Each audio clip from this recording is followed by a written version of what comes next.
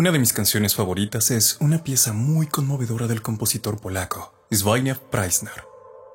La voz es de Teresa Salgueiro, cantante de Madre Deus, que hace una interpretación muy hermosa y sentida del libro de Job, del capítulo 28, entre los versículos 12 y 22, en latín, acompañada de un coro que suena tan angelical y profundamente celestial. La canción dice, a ver si me sale: Sapientia vero ubi invenitur, et quis est locus intelligentiae, necit homo pretium eius, nec invenitur in terra suaviter viventium, avisus dicit, non est in me, non est mecum. Unde ergo sapientia venit, et quis et locus intelligentiae, perdito et mors dixerunt, auribus nostris audivimus famam eius, sapientia veru uve invenitur, et quis et locus intelligentiae, avisus dice, non est in me, non est mecum. Mas ¿dónde se halla la sabiduría? ¿Y dónde se encuentra el lugar de la inteligencia? Nadie sabe su valor, pues no se encuentra en este mundo. El abismo dice, no está en mí, tampoco está conmigo. ¿De dónde pues procede la sabiduría y en dónde se encuentra el lugar de la inteligencia? El Abadón y la muerte dicen, su fama ha llegado hasta nuestros oídos. Mas ¿dónde se halla la sabiduría? ¿Y dónde se encuentra el lugar de la inteligencia? El abismo dice, no está en mí, tampoco está conmigo. Esta canción tenía mucho tiempo que no la escuchaba y un día mientras trabajaba en los videos, me salió de repente. Y pensaba en lo bello que describe esa fuerza mística que, al menos en el libro de Job, describe a la sabiduría casi como una personalidad, como parte de la divinidad, que de hecho lo es. Y pensé en hacer una reflexión que creo que vendría bastante bien para la Cuaresma. Pues dentro de la Cuaresma tenemos la preparación. Lo más importante dentro de la Cuaresma es la preparación. Y qué mejor preparación que entender cuál es una de las virtudes primordiales para acercarnos al reino de Dios y a su divinidad. Este pasaje del libro de Job me toca particularmente. Él en su sufrimiento es visitado por sus amigos que lo acompañan, al principio de manera muy respetuosa y con gran empatía, y en silencio, pero se cansan pronto. Luego de unos días comienzan a darle discursos en los que lo señalan como culpable de su mal, como una consecuencia lógica y mecánica de haber pecado, haberse portado mal. Esta dinámica de Job y sus amigos me recuerda un poco los diálogos de Platón, en los que mediante la lógica se va depurando un discurso y una idea hasta obtener de ello una verdad. Sin embargo, los amigos, Elifaz, Bildad y Zofar, comienzan a desarrollar un discurso tan alejado del amor y la sabiduría de Dios, que resulta solo en querer tener la razón de manera estéril y ya completamente inútil para su amigo. Probablemente fastidiados de tener que estar ahí, hablaban solo de la ley y las consecuencias de no cumplirla. Job, con el alma dispuesta y el corazón tan humano, de pronto se queja de su situación como lo haríamos todos. Luego, de inmediato reflexiona en un bellísimo discurso existencial acerca de la relación de nosotros como pequeñas, ínfimas y completamente ignorantes criaturas ante nuestro infinitamente grandioso e inescrutable Creador. Job, en su lucha contra el dolor físico, psíquico e intelectual, parece intuir que hay algo muy profundo y trascendental que comprender en esta nueva realidad, un conocimiento con más valor que la vida misma, que solo puede destilarse en un espacio entre, quizá, la vida y la muerte, entre la existencia y la inexistencia. La sabiduría es más que el conocimiento de lo correcto, de las leyes y preceptos. Mucho más. Es un estado y disposición del alma al que solo puede accederse mediante Dios. El principio de la sabiduría es el temor del Señor. Nos dice el primero de los proverbios. Temor. Aquí no se refiere exactamente a tenerle miedo. Aquí el temor es mucho más que como lo entendemos normalmente. No es esa sensación que paraliza y aterra, que nos hace temblar, huir y escondernos. No, al contrario.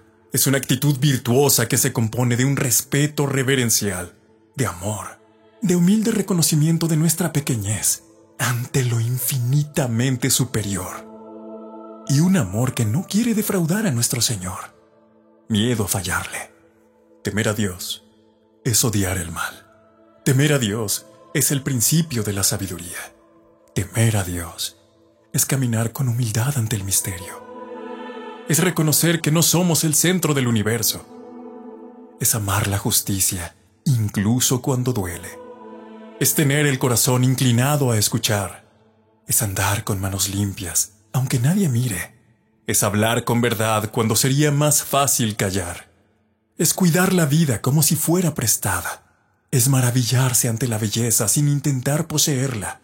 Es callar en vez de explicar lo incomprensible. Es alejarse del orgullo como de un precipicio. Es no abusar del poder. Es saberse parte del polvo y al mismo tiempo de la luz. Es hacer el bien aunque nadie lo premie. Es vivir con la conciencia despierta. Temer a Dios es no reducirlo a una imagen ni a una doctrina. Temer a Dios es buscar la paz en lugar de la victoria. Es acoger el sufrimiento como parte del misterio. Es mirar el cielo y saber que no todo se puede saber. Temer a Dios es reconocer su mano en cada obra y agradecerlo todo como el milagro existencial que es.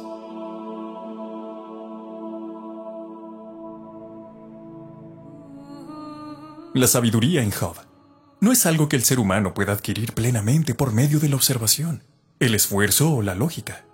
A lo largo del libro, Job y sus amigos discuten la causa del sufrimiento, la justicia divina y la condición humana. Los amigos defienden una sabiduría rígida y tradicional. Dios premia al justo y castiga al malvado. Pero la experiencia de Job, un hombre justo que sufre sin causa aparente, derriba esa visión simplista. En el capítulo 28, considerado un himno a la sabiduría, se plantea con una belleza impresionante. Mas ¿dónde se hallará la sabiduría? ¿Dónde está el lugar de la inteligencia? Este capítulo compara la sabiduría con los tesoros escondidos en las profundidades de la tierra. El ser humano puede descubrir oro, plata, piedras preciosas, pero no puede alcanzar la sabiduría por sus propios medios. El poema concluye con una frase que resuena como un eco del corazón bíblico. El temor del Señor es la sabiduría, y el apartarse del mal, la inteligencia. En Job, la sabiduría no es dominio humano, sino un atributo divino. El sabio no es el que lo sabe todo, sino el que reconoce los límites del saber. La verdadera sabiduría no se impone, se reverencia. Su esencia está en el temor de Dios, entendido como una actitud de humildad, reverencia y alineación con el misterio divino. Cuando pensamos acerca de la sabiduría en las Sagradas Escrituras, probablemente de lo primero que nos viene a la mente es el rey Salomón. Y con toda razón, aunque no existe un consenso con respecto a qué edad tenía Salomón al tomar el trono de su padre David, muchos expertos creen que tendría entre 12 y 20 años. Y aunque fue coronado con legitimidad, enfrentó una especie de golpe de estado suave de su medio hermano Adonías, que intentó hacerse rey haciendo trampa. Salomón tenía un carácter muy particular que le hizo muy agradable a Dios, pues su virtud más brillante era una profunda humildad y la conciencia de sus debilidades.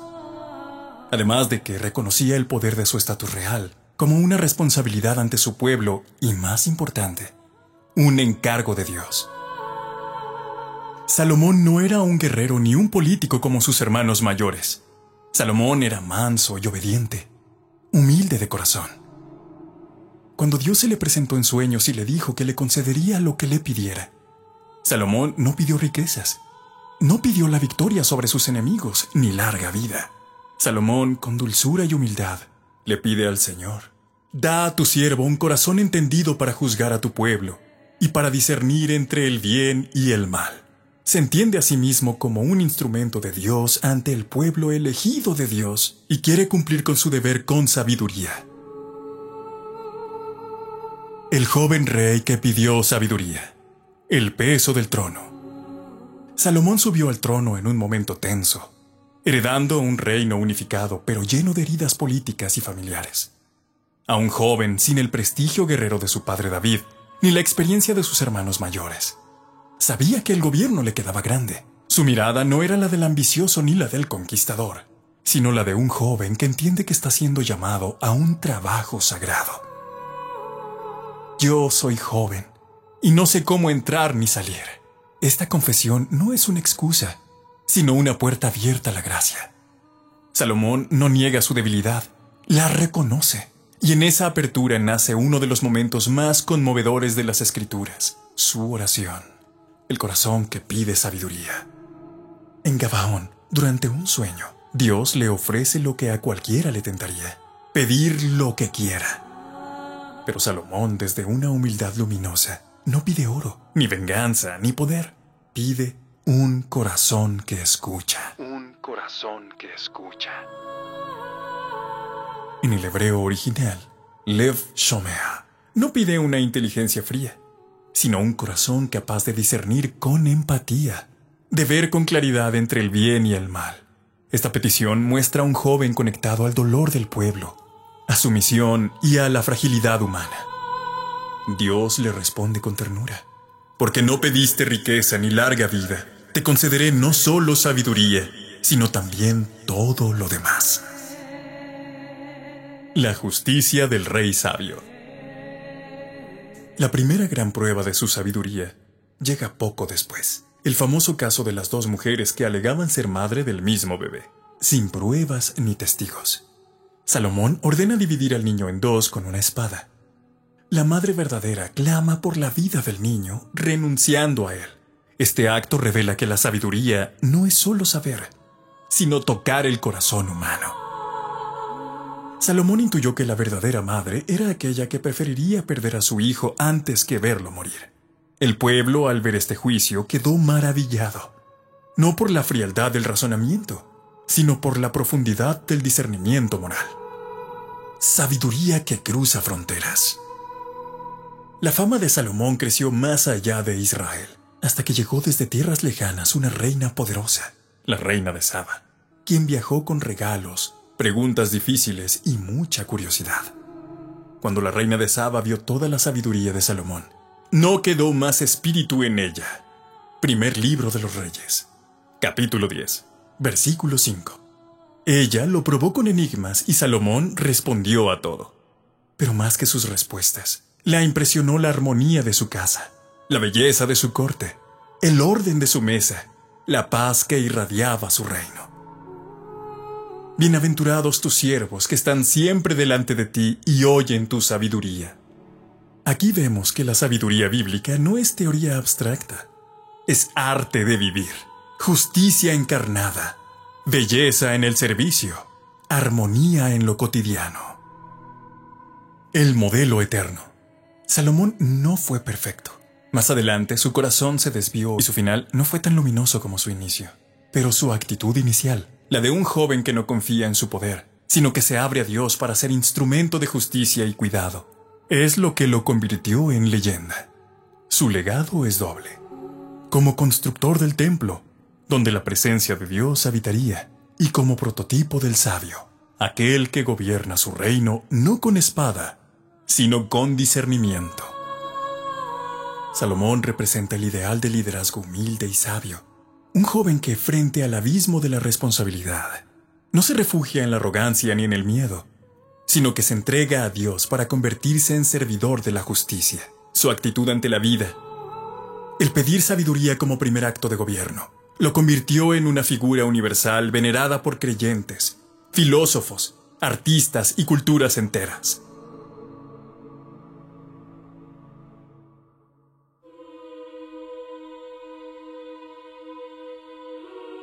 La sabiduría viene a buscarnos. Hemos explorado la sabiduría como misterio cósmico y divino en Job, y como discernimiento justo y práctico en Salomón. Ambas provienen del Antiguo Testamento y se conectan con el temor de Dios como raíz de toda comprensión verdadera.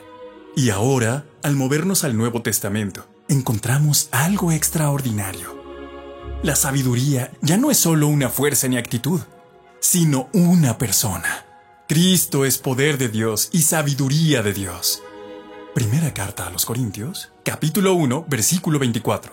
En el Antiguo Testamento, la sabiduría era algo que se buscaba. En el Nuevo Testamento, la sabiduría viene a buscarnos. porque de tal manera amó Dios al mundo, que ha dado a su Hijo unigénito para que todo aquel que en Él cree no se pierda, mas tenga vida eterna. ¿Cómo es esta sabiduría encarnada? Es paradójica. La sabiduría de Dios es locura para los hombres.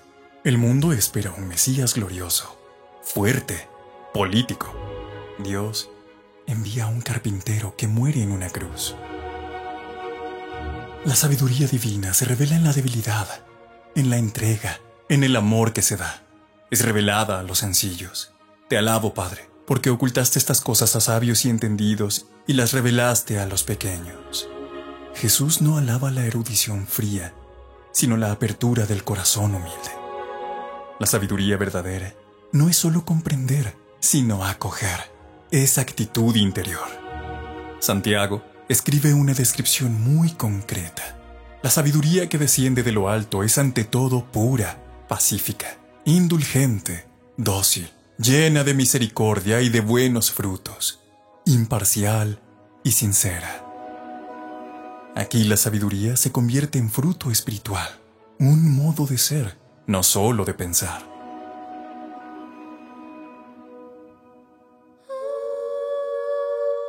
Tres voces, una sabiduría. Job dice: yo la busqué en la ruina, en los escombros del alma. Cuando mi carne se hizo polvo y mis amigos sentencia, vi a los sabios fallar con su lengua, a los justos tartamudear ante el dolor. Pregunté al viento, al trueno, a la noche sin estrellas, ¿dónde habita la sabiduría?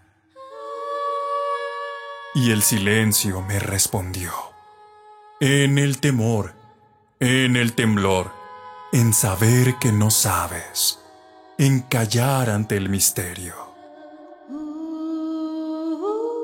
Salomón dice: yo la pedí con manos jóvenes, sin espadas, sin méritos, pero con el corazón inclinado. No me vino como oro, sino como escucha. La sabiduría se posó en mí como paloma sobre rama, y me enseñó a dividir al hijo sin matarlo, a ver la verdad en el llanto y no en la ley. Temer a Dios es gobernar para otros, discernir sin endurecer, hacer justicia sin ruido. Y su fama cruzó mares, pero lo que más valió fue haber sabido callar ante lo sagrado. Cristo dice: yo soy la sabiduría hecha carne. No hablé en proverbios, sino en pan, en manos que sanan, en el polvo de los pies lavados. Mi trono fue una cruz, mi gloria el perdón. La sabiduría de Dios es escándalo para unos, locura para otros, pero vida para los que aman. Bienaventurados los pobres en espíritu, porque en ellos mora el reino. Bienaventurados los mansos, porque ellos entienden sin herir. Yo no vine a enseñar fórmulas, vine a hacer el camino. Y quien me siga, comprenderá que la sabiduría no se dice, se entrega. 3 hombres hablaron, uno desde la herida, otro desde el trono, el último desde la cruz. Y en sus voces una sola sabiduría, humilde, invisible, eterna. No se compra ni se grita, no se presume, se recibe, se vive, se vuelve luz en el corazón del mundo. Palabra de Dios. Te alabamos, Señor.